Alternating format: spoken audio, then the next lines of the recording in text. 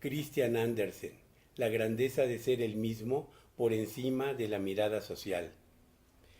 Doctor Eduardo de la Fuente Rocha, profesor investigador de la Universidad Autónoma Metropolitana Xochimilco, México. Christian Andersen, la grandeza. En esta investigación se buscó tener un acercamiento al conocimiento de las variables psicológicas que se presentaron en Hans Christian Andersen y que favorecieron la creatividad del mismo.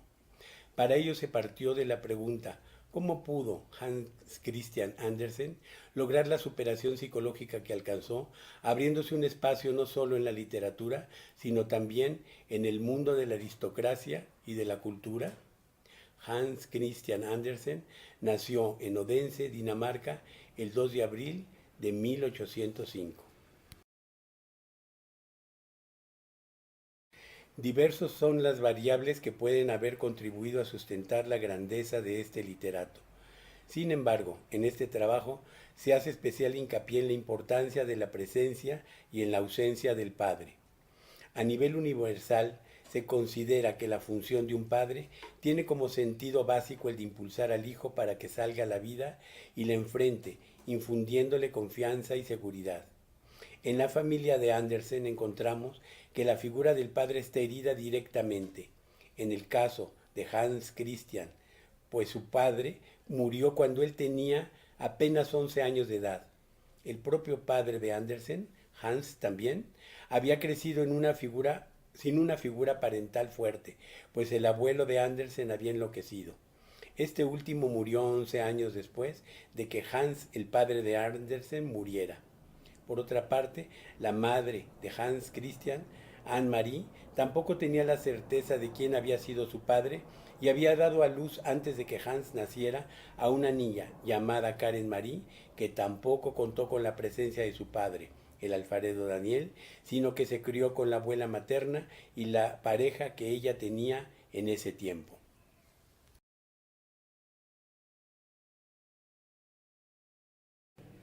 El padre le modeló el dolor de no haber sido incluido en el mundo de la cultura, mostrando claramente a través de sus quejas la desilusión que le había causado el no haber podido estudiar. Su actividad se había limitado a un trabajo humilde, el de zapatero. Hans Christian creció en un ambiente de limitación y carencias, por una parte, y con miedo a las burlas y al desprecio social, por otro, lo que exacerbó su sensibilidad y su aislamiento en la etapa infantil.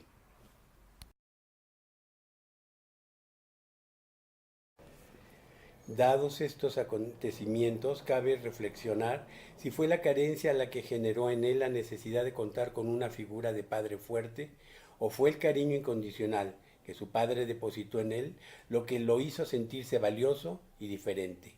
Andersen buscó durante su vida a un padre que le hiciera disminuir su desvalimiento, constituyéndose la búsqueda del padre en motivo de superación.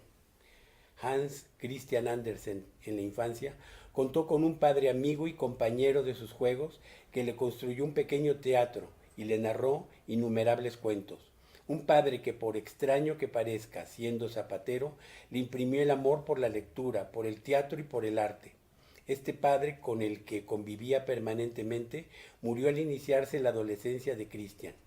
Con la madre convivió poco, pues ésta salía a trabajar como lavandera.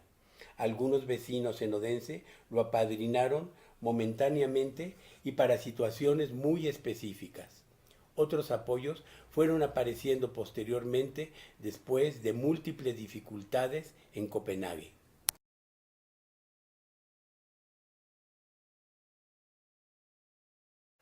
Hans Christian Andersen no quería ser un escritor para niños.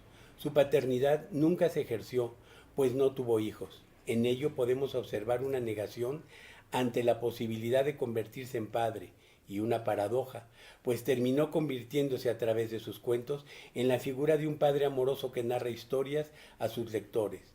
Lo que su padre le modeló en un principio se convirtió en un destino que llenó de imaginación y de valores a la literatura universal infantil.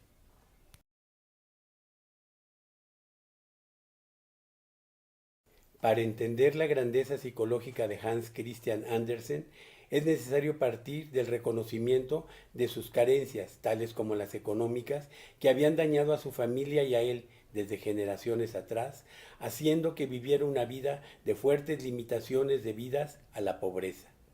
Por otra parte, Andersen creció en la carencia de un lugar social. También vivió la locura del abuelo al que se le mantenía distante. Por otro lado, le influyó el oscuro pasado de la familia materna que guardaba el secreto de la promiscuidad y la prostitución. Tales carencias formaron la conciencia desde la infancia de Christian de una falta de pertenencia y de un rechazo social al que toda su vida trató de responder, encontrando en otros el reconocimiento de un lugar familiar. Los esfuerzos que el padre realizó por su hijo para que pudiera tener, aunque fuera en parte, lo que él no pudo conseguir, estuvieron significados para el escritor como formas de sacrificio, entendiendo que la felicidad de los padres tiene que ser sacrificada para que los hijos se realicen. Hans, el padre del escritor, fue desposeído de la posibilidad de posicionarse a través del estudio. Su propio padre le negó el acceso a la escuela, lo obligó a heredar el oficio de zapatero y lo marcó con el estigma social de ser el hijo del loco. Hans modeló en su hijo por un lado la frustración de no haber podido pertenecer a una clase social y cultural y por otro su amor a la literatura y al arte y a la creatividad. Fue un padre bueno que por una parte lo sostuvo fuertemente durante sus 11 primeros años de vida, pero por otra no pudo liberarlo del estigma social. La estrecha relación con el padre hizo que Hans Christian eligiera como objeto complementario en su búsqueda de vida a hombres que realizaran la misma función de acompañamiento y reconocimiento que el padre había realizado con él, dejando en esta actitud el rastro de una fijación infantil hacia la figura del padre que posteriormente se manifestaría en actitudes afeminadas infantiles, en búsqueda de relaciones con hombres jóvenes en forma de homosexualidad no claras y en bloqueos en sus relaciones con mujeres.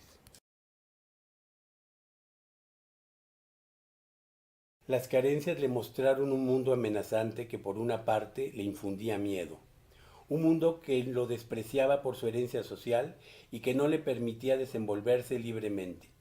De este modo aprendió a rechazar y a ser rechazado.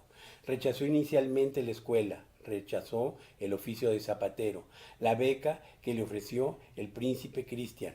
Rechazó a la familia de su madre y se llenó de miedo ante la conciencia de ser nieto de un loco. Despreció su origen, despreció su propia infancia encontrando en los otros niños a seres que lo despreciaban y con los cuales no podía convivir. Simultáneamente fue rechazado en ocasiones por maestros y en otras por compañeros en la escuela y en los talleres, recibiendo las burlas de ellos. Christian se formó en el crisol del desprecio y ello lo marcó, pues siempre esperó el aprecio, el reconocimiento y un lugar proveniente del otro. La imagen de sí mismo quedó entintada por el desvalimiento.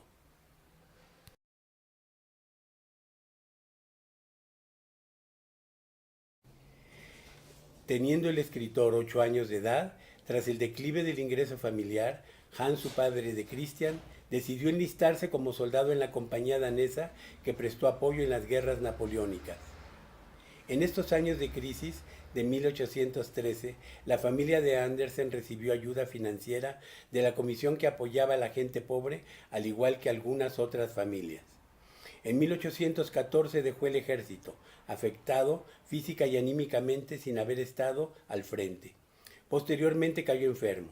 El pequeño Hans Christian se puso muy triste y acompañó a su padre cada día intentando reanimarle, haciéndole compañía y entreteniéndole con sus juguetes. Quiso divertirle, retenerlo con vida, pero el enfermo, y así en cambio poco a poco Hans Christian se iba percatando como su padre, su mejor amigo, se iba desvaneciendo cada vez más hasta desaparecer. Hans padre falleció el 30 de abril de 1816 a los 33 años, a escasos días de que su hijo cumpliera 11 años, y fue enterrado en la misma iglesia de San Nus donde se había casado. Hans Christian no solo fue despojado en sus inicios de vida, sino herido por la muerte del padre, perdiendo con él al objeto afectivo que le daba confianza y seguridad. A la edad de 14 años, Andersen emprendió el viaje hacia Copenhague.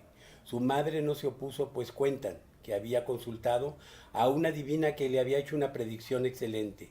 Dio a su hijo sus ahorros. Una vez ahí, Hans Christian alquiló una habitación de acuerdo a sus posibilidades económicas y salió a las calles a caminar rumbo al Teatro Real, donde se presentó y sufrió un rechazo. Más tarde, de manera providencial, recibió el apoyo de Sibony para estudiar canto, donde pudo comenzar a relacionarse con personalidades importantes. Pero, a los 17 años, se enfermó de la garganta y tuvo que dejar de cantar. Después contó con el apoyo del poeta Gutenberg y así pudo estudiar ballet en Copenhague. A esa misma edad intentó que una de sus obras, llamada El Sol de los Elfos, fuera representada.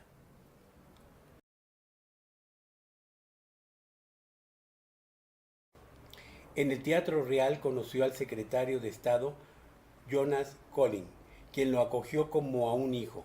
En su relación con Jonas Collin vivió muchos momentos de rechazo social mientras continuaba escribiendo. De acuerdo con Callejo, existía el rumor de que Andersen mantenía una relación amorosa con Edvard Buller Linton. Christian tuvo una pasión por Carlos Alejandro, heredero del ducado de Sajonia, Weimar-Eisenach. Otro vínculo importante fue el que tenía con Edward Collin, del que se decía que Andersen tenía una cierta dependencia y obsesión hacia él. Ejemplo de ello es la emoción exacerbada, casi religiosa, sobre el vínculo amistoso que Andersen manifestaba, cuya ferviente expresión parecía inclinarse claramente de Christian hacia Collin, no así por parte de este último. Edward, por su parte, hacía una división clara de la diferencia consanguínea entre ambos, pues nunca lo aceptó como hermano. Su aprecio por Andersen era innegable, pero con ciertas reservas. Andersen luchó toda su vida por ocupar un lugar en el que no fuera humillado. Con el paso del tiempo se fue volviendo cada vez más sensible. Le faltaba confianza en sí mismo, pues la dura crítica que recibía su trabajo o su persona lo lastimaba. En contraparte, Chamizo, primer traductor de la obra de Andersen en alemán, aseguraba que lo consideraban como una persona soberbia y vanidosa. Todo ello indignaba al escritor. El rechazo, que había sido una variable importante en la conformación psicológica del escritor, estaba asociado a la soberbia. Una persona solamente puede rechazar a otra y despreciarla si la considera de menor valía. Christian rechazaba y padecía el rechazo, padecía la soberbia de otros y practicaba su propia soberbia.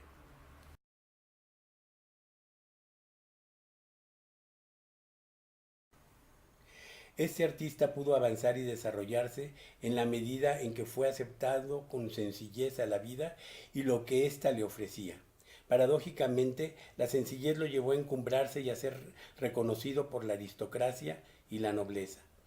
Continuó contando con la presencia de algunos padrinos protectores desde la aristocracia y de la corte. Su capacidad de relacionarse se extendió en el extranjero y conoció artistas y literatos importantes como Víctor Hugo, Charles Dickens, Richard Wagner. Uno de los padres del que nunca se apartó fue Dios. Su fe siempre la conservó aún en medio de conflictos morales y personales. En 1866, el rey de Dinamarca le concedió el título honorífico de consejero de Estado y finalmente, en el año de 1867, varios años después de que sus primeras creaciones literarias vieran la luz, Odense, Dinamarca, al fin realizó un amplio reconocimiento al artista proclamándole hijo ilustre.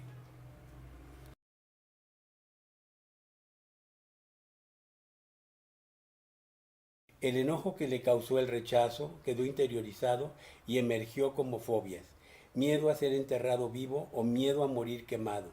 La angustia de aniquilación que sustentaba estos miedos lo obligó a salir de Odense. Tuvo la necesidad de irse, de alejarse, para tratar de encontrar la figura de un padre protector.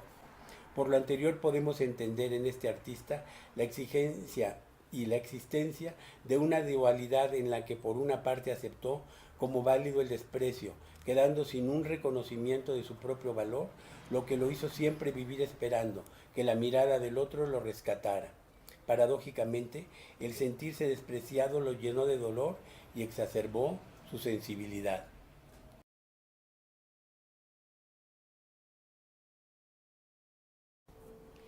Ante el desprecio y la falta de oportunidad, aprendió de su padre la inconformidad y el deseo de poder ser y realizar su propia vida.